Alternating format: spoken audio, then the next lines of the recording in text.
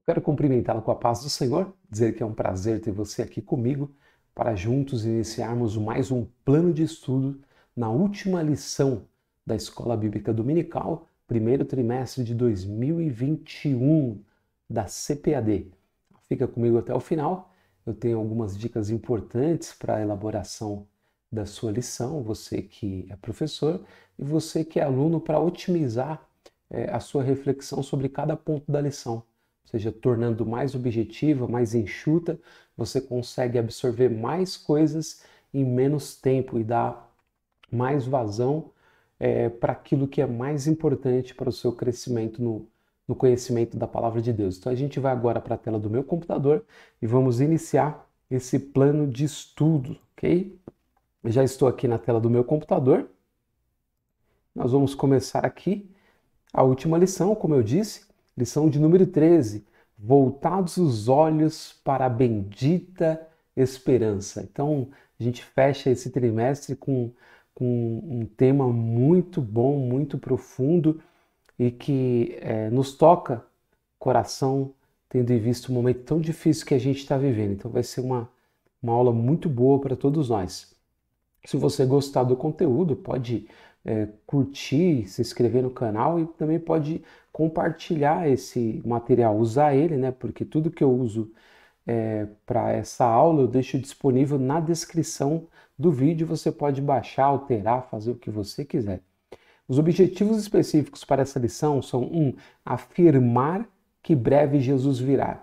2. Destacar a necessidade da vigilância. E 3. Estimular a viver com fidelidade. Então, a lição vai girar em torno desses 3 objetivos específicos. Nós precisamos ter isso em mente do começo ao fim dessa lição, tá? Então, lição de número 13, texto áureo: aguardando a bem-aventurada esperança e o aparecimento da glória do grande Deus e nosso Senhor Jesus Cristo.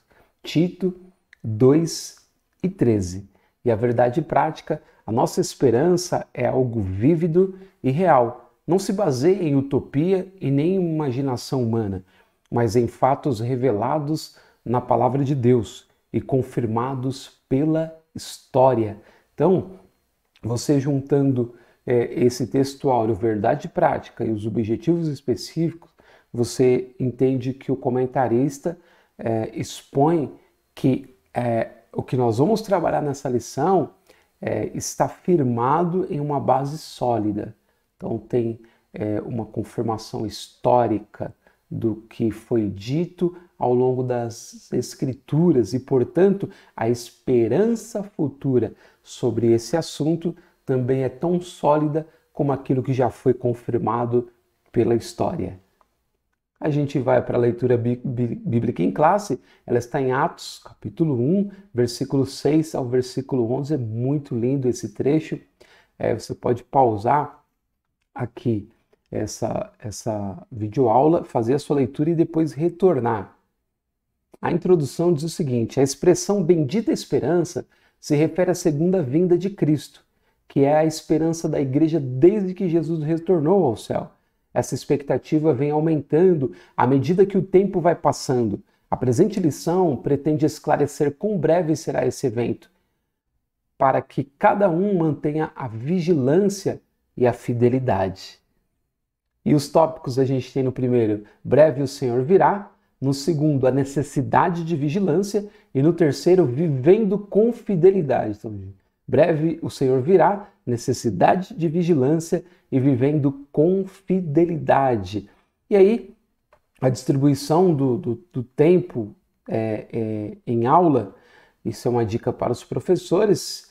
Coloquei aqui 30 minutos no primeiro tópico, porque ele é o mais importante, é onde tem a base bíblica, os textos que falam sobre a volta do Senhor. O segundo tem 2 subtópicos, a necessidade de vigiar, e o terceiro tem 4. Então, 30 minutos no primeiro, 15 no segundo e 25 no terceiro, dando um total de 70 minutos, que é o que a gente tem em média em uma sala de aula de escola dominical espalhada pelo nosso país, tá bom? Então, fica aí essa dica para vocês. A gente entra no tópico 1, breve o Senhor virá, a vinda de Cristo.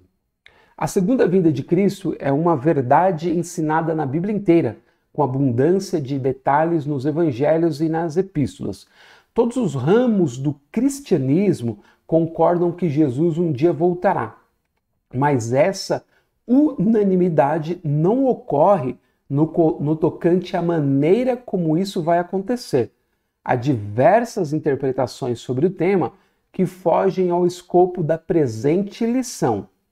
Inclui-se na expressão segunda vinda o arrebatamento da igreja e a vinda de Jesus em glória. Então, 1 Tessalonicenses 4:15, que fala do arrebatamento da igreja e a vinda de Jesus em glória. Então, é importante que o comentarista tenha colocado já nesse primeiro ponto esses esclarecimentos, para que você tenha em mente que a discussão aqui não é sobre os vários tipos de interpretação, sobre como se dará ou quando se dará a segunda vinda do Senhor e o arrebatamento da igreja, ou o arrebatamento e a segunda vinda.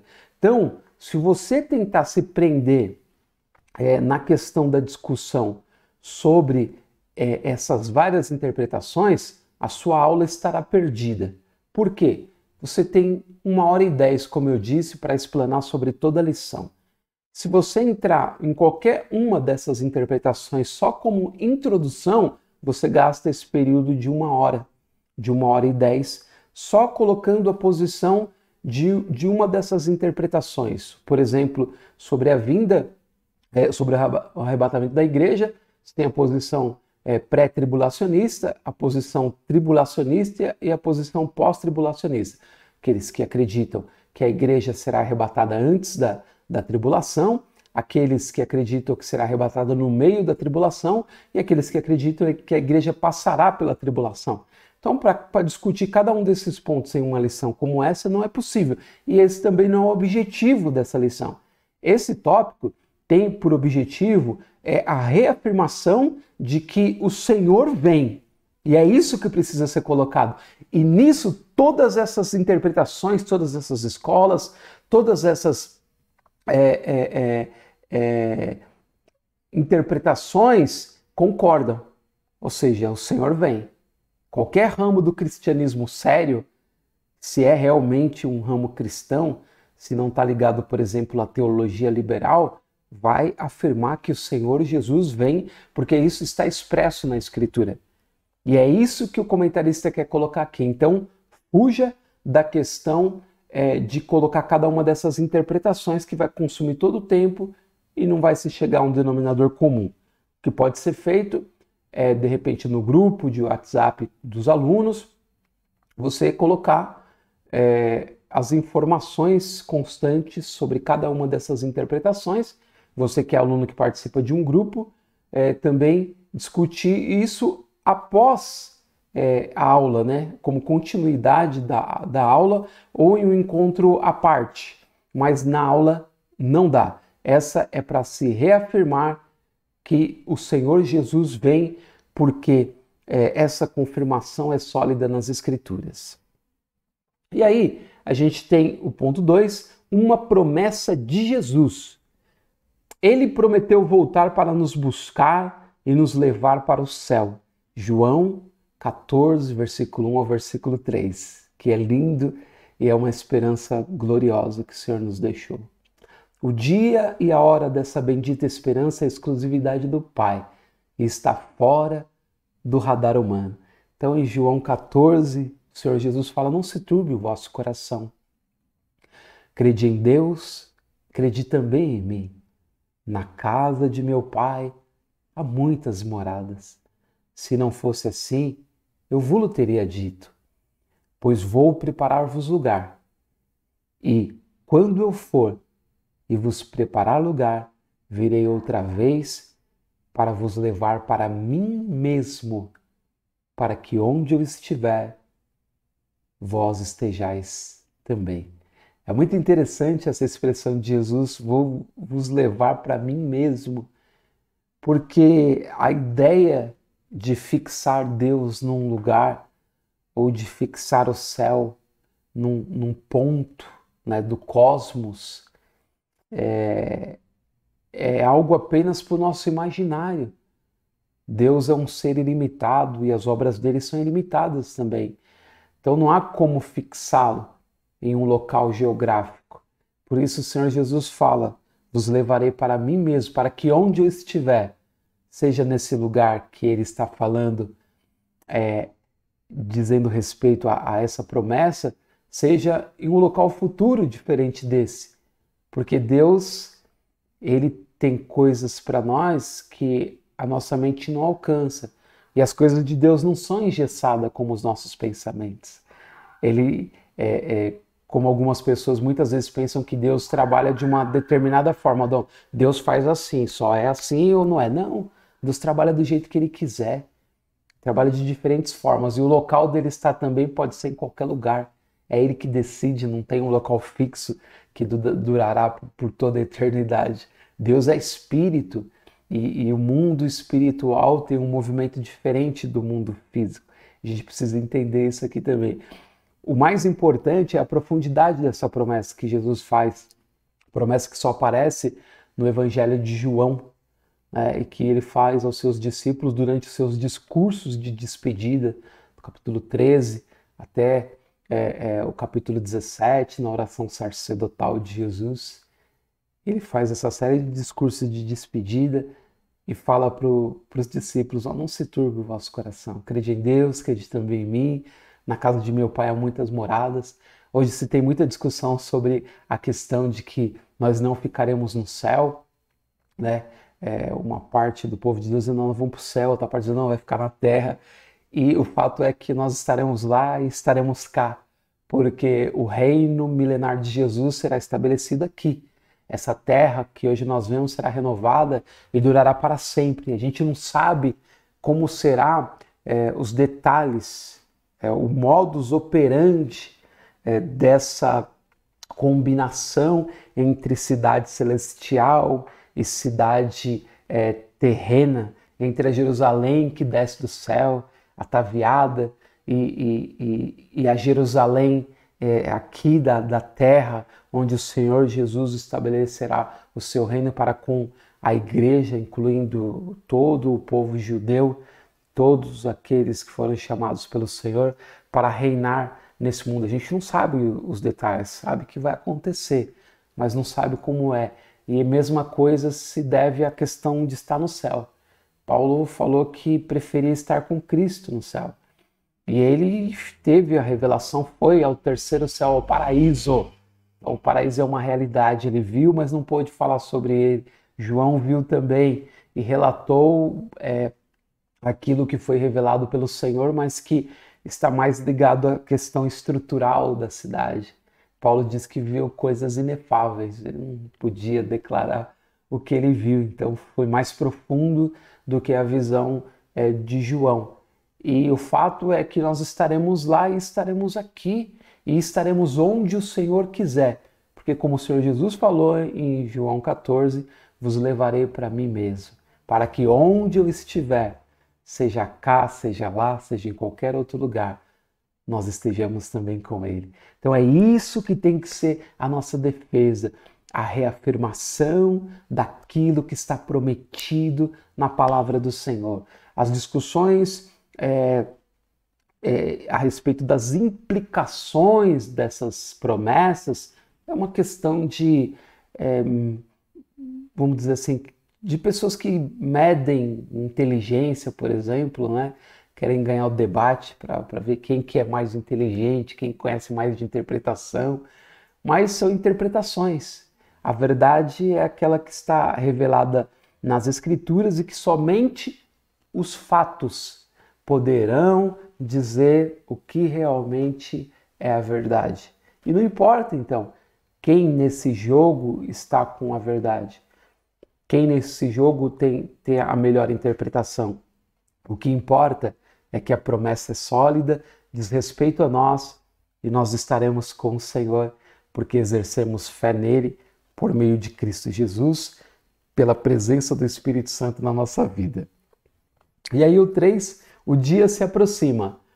O Senhor Jesus deixou sinais claros e evidentes que mostram que esse dia está próximo.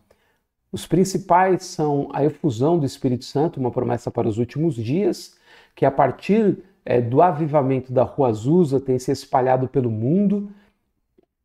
Os pentecostais são o maior movimento protestante do mundo. O outro sinal evidente é a fundação do Estado de Israel, que desde 1948 ostenta a sua bandeira tremulando na sede das Nações Unidas como Estado soberano. Algumas questões importantes sobre esse ponto aqui. Primeiro, quando o comentarista fala a respeito da Rua Azusa, onde começou o movimento pentecostal, por assim dizer, no começo do século passado, ele não está dizendo que esse é o ponto inicial do avivamento, da efusão do Espírito relatado em Joel. Tá? O que está relatado em Joel começa no dia de Pentecostes, depois que os discípulos estão ali reunidos e o Espírito Santo desce sobre o cenáculo e eles são cheios do Espírito. É ali que começa. Ele está se referindo a esse último período que começa com o movimento pentecostal, ok? A outra questão é sobre o sinal evidente da fundação do Estado de Israel, sobre o povo judeu. É muito importante, e eu particularmente gosto muito de acompanhar o movimento que acontece em Israel, aquilo que os rabinos dizem, o que os judeus messiânicos dizem, que são os nossos irmãos em Cristo, aqueles que professam a Cristo como Senhor, são chamados de judeus messiânicos, acreditam do mesmo modo que a gente no Senhor Jesus como Salvador. É muito importante esse acompanhamento do mundo judaico, primeiro porque o Novo Testamento ele é todo concebido dentro de uma cultura judaica, Todos os apóstolos são judeus, os escritores dos evangelhos são todos judeus, eles participam de toda aquela cultura do primeiro século e é dentro do pensamento judaico que as parábolas são concebidas, os ensinamentos de Jesus, toda a estrutura do Novo Testamento é judaica, então por isso que a gente diz judaico-cristão. Então é importante estar olhando para o que acontece. Às vezes algumas pessoas falam sobre a expressão judaizante, por exemplo, né, sem fazer a separação, né, do que é judaico e é bíblico e do que é judaizante, né? Que na verdade são aqueles que perseguiam Paulo tentando destruir o ensinamento que ele dava, a mensagem que ele estava pregando sobre a ressurreição, sobre Jesus, seu Filho de Deus, sobre a nossa salvação dele. E esses eram os judaizantes. Agora, quando a gente fala dos ensinamentos bíblicos do Novo Testamento, eles estão linkados em tudo aquilo que está dito no Antigo Testamento. Não há uma separação. Não é nesse sentido que a expressão Velho Testamento e Novo Testamento quer nos ensinar que o velho perdeu o valor. É apenas uma questão de didática, né? Dizer que o Primeiro Testamento eu acho que seria mais apropriado e o Segundo Testamento, que é o nosso Novo Testamento. Enfim, essa é apenas um adendo para falar sobre o que acontece em Israel. Jesus disse que quando eles vissem a figueira florescer, é porque está próximo o verão, ela começa a dar os seus frutos, e o Senhor Jesus falou sobre o povo judeu da mesma forma, que quando você pudesse observar Israel florescendo, é porque todas aquelas profecias relatadas por ele em Mateus 24 começariam a se cumprir. E hoje nós vemos Israel florescer em todos os sentidos. Não é só um avivamento espiritual. Eu acompanho uma sinagoga de judeus messiânicos, nossos irmãos, e eles trouxeram um dado ali, o rabino Marcelo Guimarães, de que hoje já temos cerca de 120 congregações judaico-messiânicas em Israel, ou seja, pequenas comunidades cristãs que servem a Cristo no seio da nação de Israel. E não somente a questão espiritual. Israel floresce hoje em todas as suas áreas. Floresce na medicina, foi, por exemplo, um dos primeiros a conseguir vacinar toda a sua população com vacina própria. Eles hoje florescem na área de tecnologia, a segunda geração de processadores, por exemplo, da Intel, que aparece na maior parte dos computadores e são processadores usados por várias companhias que constroem máquinas, né, para nós usarmos, notebooks, laptops, desktops e outros computadores. A segunda geração está sendo desenvolvida em Israel, desses processadores.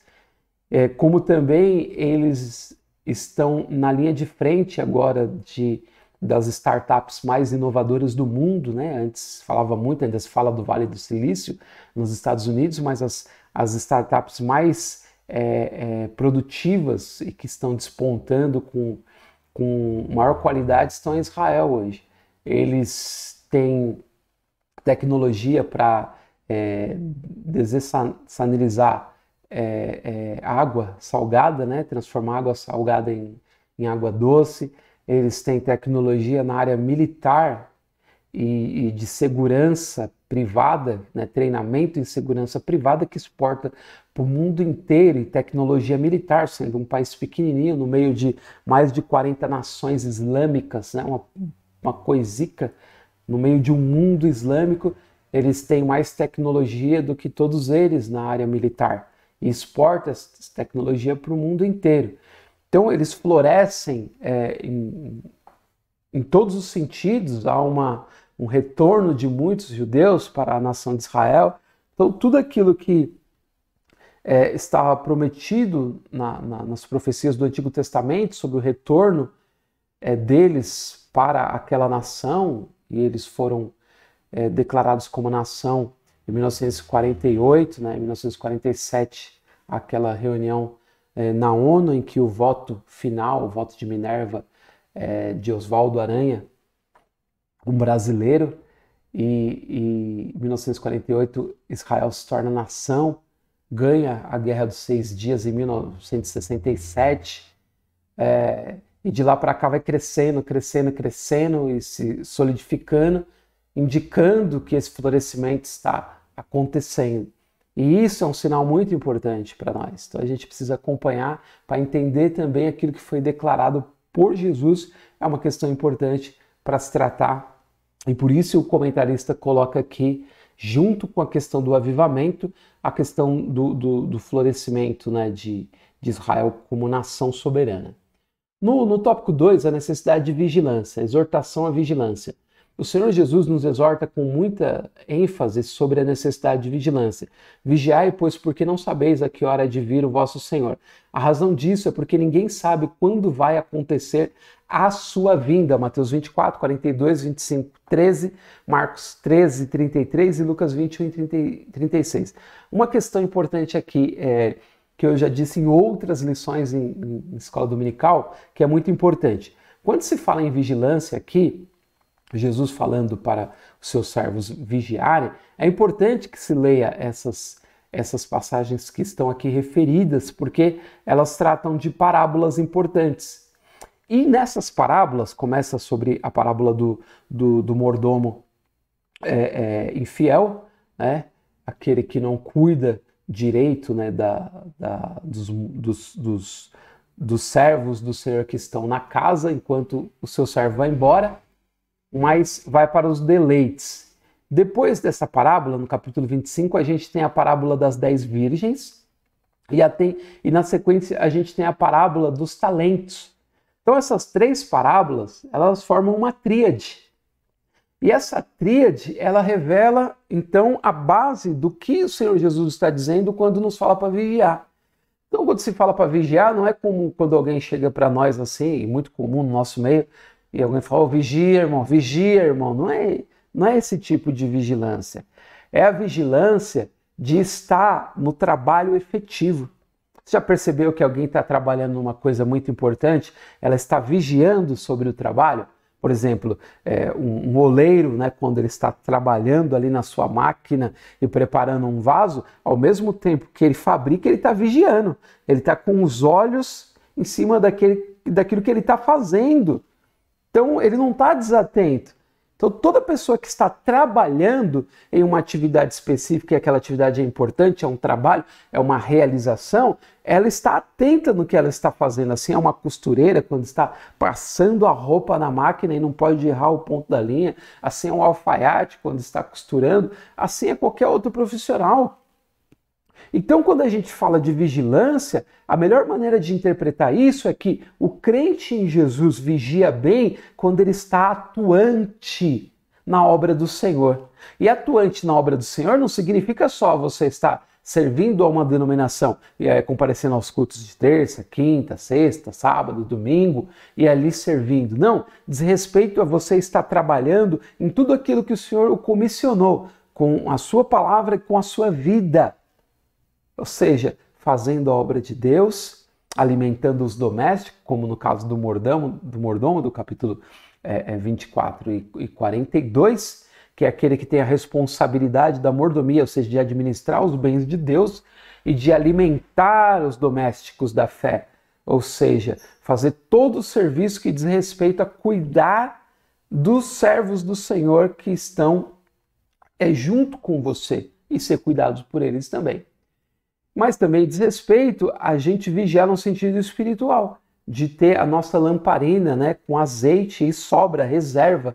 Ou seja, azeite é um dos símbolos do Espírito Santo, né? Está cheio do Espírito Santo. Então, diz respeito a também estar com uma vida de oração, uma vida de busca pela presença do Senhor. E a parábola dos talentos, que é a terceira dessa tríade, que é aquela parábola em que o Senhor fala que uma determinada pessoa, ele distribui os talentos para os seus servos, a um dá 5, a outro dá 2, a outro dá 1, e ele vai viajar. Fala, ó, granjeai com eles aí, trabalha esses talentos e multiplica. E quando ele volta, o que tinha 5 fez 10, o que tinha 2 foi para 4 e o que tinha 1 enterrou. O talento falou, sabia que o senhor era duro, que o senhor era rígido. Então eu peguei o talento, como eu achei que não ia conseguir granjear o talento, enterrei ele para devolver pelo menos ele. E aí a gente sabe o que acontece naquela parábola. Então, tem todo um sentido de trabalho essa expressão vigilância, de estar em uma vida em movimento na esfera da comunidade, fazendo a vontade do Senhor, não no sentido material, cuidando de pessoas, no sentido emocional, cuidando de pessoas, e no sentido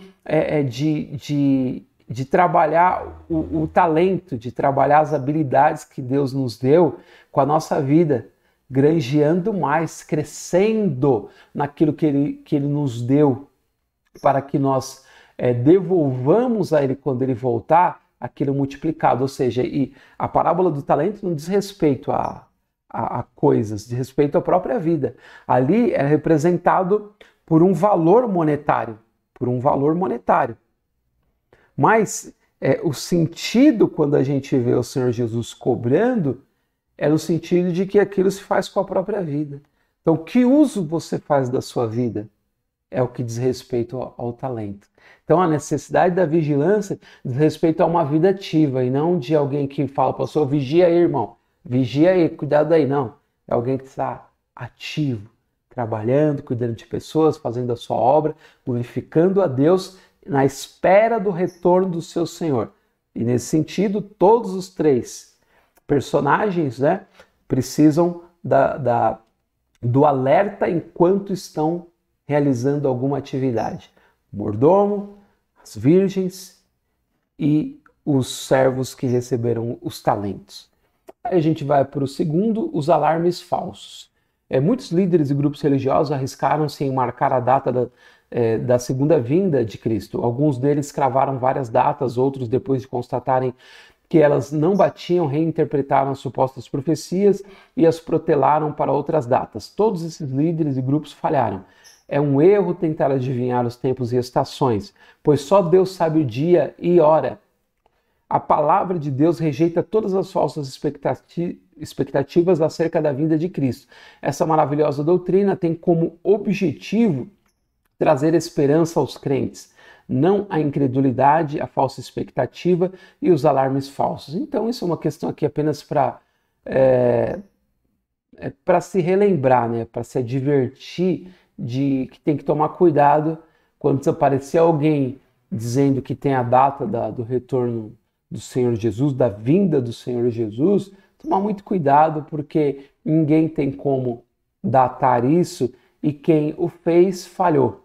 Mesmo tendo elementos que consideraram decisivos, eles falharam. Porque se o Senhor falou que a ele pertence, se você souber a data, como até alguém brincando, né, um professor amigo meu disse isso, se você acertou a data, então o Senhor muda. Então ele vai mudar. Se você falou que era no dia A, ele vai mudar para o dia B, então. Só para não cair na data que você colocou, por quê? Porque é um dia que ele determinou. Então é dele, a gente não tem que se preocupar com isso. Tem que se preocupar com o que a gente acabou de falar. Está ativo na obra do Senhor, crendo na sua vida, alerta, porque ele vem. Ele vem para nos buscar. Isso é extraordinário, tendo em vista o tempo tão duro que a gente tem vivido, tão difícil, de tanta lágrima, de tanta dor, de tanto desespero, mas que a gente tem esse consolo, essa esperança viva que ninguém arranca de nós, porque ela é sólida nas Escrituras. E o terceiro, vivendo com fidelidade. De definição: fidelidade é a qualidade de ser cheio de fé, característica do que é fiel, lealdade. Os termos fidelidade, verdade, lealdade pertencem ao mesmo campo semântico na Bíblia. Seja o Senhor entre nós testemunha da verdade e fidelidade. Jeremias 42:5. Mostrando toda boa lealdade. Tito 2:10. Fidelidade é uma demonstração de fé. Lealdade, respeito, constância nos compromissos assumidos. E até mesmo, quando você olha a palavra fé, no grego é pistes, né? Confiança. Mas no hebraico é emuná. E emuná significa tanto confiança como fidelidade. Ou seja, é como se fosse uma moeda, tem duas faces. E é muito interessante quando a gente reflete sobre a palavra confiança, ela também traz a ideia naturalmente de fidelidade. Porque quem confia no Senhor procura ser fiel a Ele. Se essa confiança não é total, a fidelidade também não é importante. Confio, mas nem tanto. Então, e até no fruto do Espírito de Gálatas 5:22, você vai encontrar traduções onde se fala ali fé, vai estar fidelidade, tá? Então, Gálatas 5:22 fala sobre isso aqui, importante questão sobre a fidelidade. E 2, a fidelidade de Deus. A verdade é um dos atributos morais de Deus, do qual reflete outras perfeições divinas, dentre as quais a fidelidade. Deus é fiel.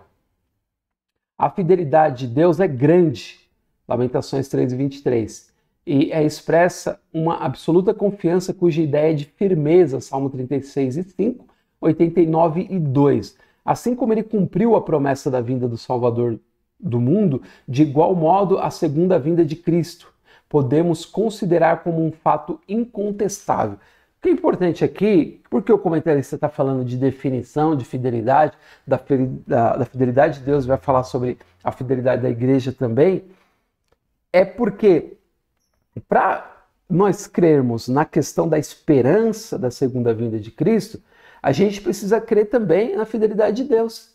Porque as pessoas falam assim, mas será mesmo que está lá, será mesmo que Deus vai cumprir isso? Tem alguns líderes religiosos que outrora estiveram no nosso meio, creram como nós, que hoje defendem a segunda vinda como uma utopia, como algo inatingível, aquilo apenas foi uma proposta para a igreja se manter alegre e tal, mas não tem como se cumprir. O fato é que, se está dito, Deus vai cumprir, por quê? Porque Deus é fiel. Essa é a questão que o comentarista coloca. E Paulo fala isso a Timóteo, né? 2 Timóteo 2:13, fala, ainda que sejamos infiéis, ele permanece fiel, não pode negar a si mesmo. Então, como Deus não pode negar a si mesmo, ele vai cumprir tudo aquilo que ele prometeu. E a gente precisa olhar para Deus para isso, e não olhar para os intérpretes, olhar para aquele que deu a revelação, e aquele é Deus. Amém? E a gente vai ainda no tópico 3, para o ponto 3, a fidelidade como virtude cristã. que eu acabei de falar. Fidelidade é uma das virtudes cristãs proveniente do Espírito na vida do crente, Gálatas 5:22, quando eu falei do fruto do Espírito. Amor, bondade, longanimidade, fé, mansidão ali. Fé é também tida em outras traduções como fidelidade, porque a base é a expressão hebraica emuná, confiança e fidelidade.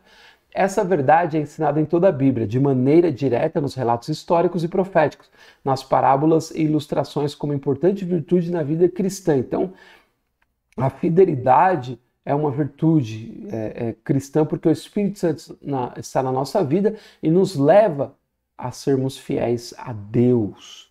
E aí o ponto 4, para finalizar, tempos e estações.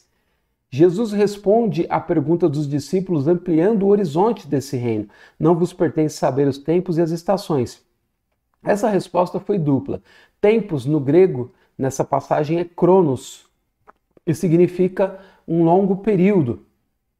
Haveria um espaço de tempo para a pregação do Evangelho entre a descida do Espírito Santo e a vinda de Cristo. Estações, nesse verso, é kairos, que significa ocasião, e se refere aos eventos críticos que devem acompanhar o estabelecimento do reino. Tempos e estações são prerrogativas de Deus. Sei que alguém vai falar aqui que kairos é o tempo de Deus, é exatamente isso. O comentarista está dizendo ocasião, por quê? Porque é algo controlado por Deus e não depende da passagem do tempo, que é cronos. Então, cronos é a passagem sucessiva do tempo, é como nós contamos o tempo nos nossos relógios, isso é crono. Kairos é um tempo de Deus, ou seja, como Deus está fora do tempo e espaço, o Kairos é um tempo de ocasião, em que ele promove aquilo que ele quer na hora que ele quer. Aí ele interfere no cronos, que é o tempo, o espaço-tempo, né? onde a gente entende a passagem sucessiva dos momentos, vamos dizer assim, e que nós contamos nos relógios. Então, esse tempo kairos, que é fora do tempo e espaço, é controlado por Deus. Por isso que para Deus o tempo não passa. Passado, presente e futuro é uma coisa só para Ele. Mas Ele interfere no cronos, quando Ele entra no tempo e espaço, para realizar alguma coisa que pertencia ao tempo kairos, aquele que é controlado por Deus, ok? Então essa é uma questão também importante, e tempos e estações pertencem a Deus, não adianta, pode falar o que quiser, pode teorizar o que quiser, que vai acontecer é aquilo que Deus determinou no tempo em que Ele determinou, ok? E a conclusão da lição diz o seguinte: viver com fidelidade é ser fiel e leal a Deus durante toda a vida, 2 Timóteo 4, 7 e 8. A fidelidade ao Senhor Jesus é uma das condições para herdar o reino dos céus. O Senhor Jesus falou reiteradas vezes sobre sua vinda. Ao ascender ao céu, 2 anjos reafirmaram essa promessa. Esse Jesus que dentre vós foi recebido em cima no céu, há de vir assim como para o céu o vestir, versículo 11. A volta de Jesus para nos levar ao céu é a esperança da igreja. Esse texto aqui, de Atos capítulo 1 ao versículo 11, é algo que vocês devem dar uma ênfase maior, porque é linda aquela passagem. Toda aquela turbulência da ressurreição, da morte e ressurreição do Senhor. Depois o Senhor fica durante um tempo com os apóstolos, e lá no capítulo 1 de Atos, Lucas continua o seu relato, né? Começa em Lucas e continua em Atos. Ele mostra o Senhor Jesus conversando com os discípulos e dando várias instruções para eles, e de repente Jesus começa a subir. E eles olham para o céu, e quando Jesus está desaparecendo, os anjos começam a falar com ele: ei, que vocês estão olhando para o céu?